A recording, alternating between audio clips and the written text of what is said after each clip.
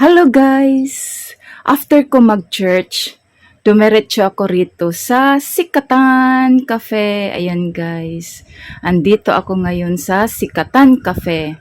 Ang location nito guys ay sa Mahabang Parang, Binangonan, Rizal. Ayan guys. Napakaganda na sa harap pa lang.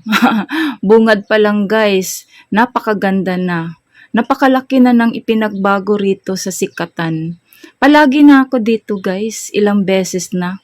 Pero sa tuwing punta ko, may pagbabago. Ngayon iba na naman. Paganda ng paganda ang Sikatan Cafe. Dati, nung bago pa lang nag-uumpisa, doon kami sa kabila dumaan.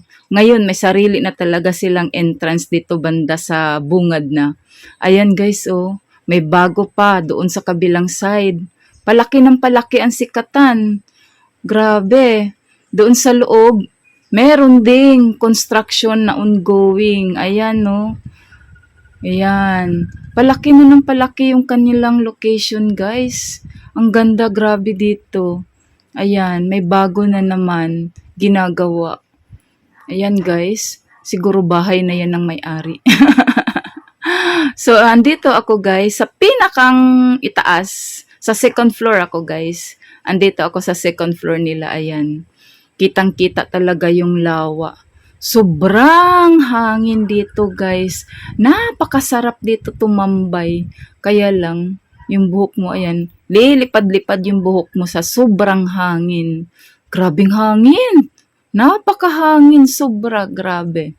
Sarap dito. Ayan, no. Mainit ang panahon, pero dito sa kanila, napakahangin talaga. Ayan. Yan ang kabuuan. Ayan guys, oh, yung sa ibaba. Nasa second floor kasi ako. Ayan yung baba nila.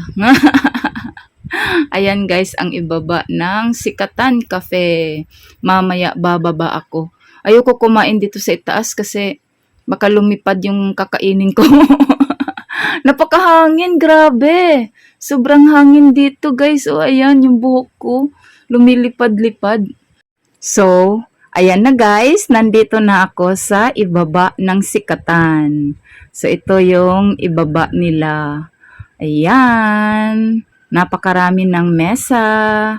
Ayan guys. Nagsialisan na ang mga tao. Ako na ang pumalit. Kanina marami sigurong tao kasi ang dami nilang ligpitin. So ito na guys, ang aking in-order. Ang in-order ko guys ay calamares budbud. So, ayan guys, yung calamares budbud nila, 169 pesos. At saka, umorder din ako ng halo-halo. Ayan. May halo-halo din akong in-order. Yun ay 149 pesos. Halina kayo guys, puntahan nyo na ang Sikatan. Di naman siya masyadong kamahalan. Bisita na! Bye-bye!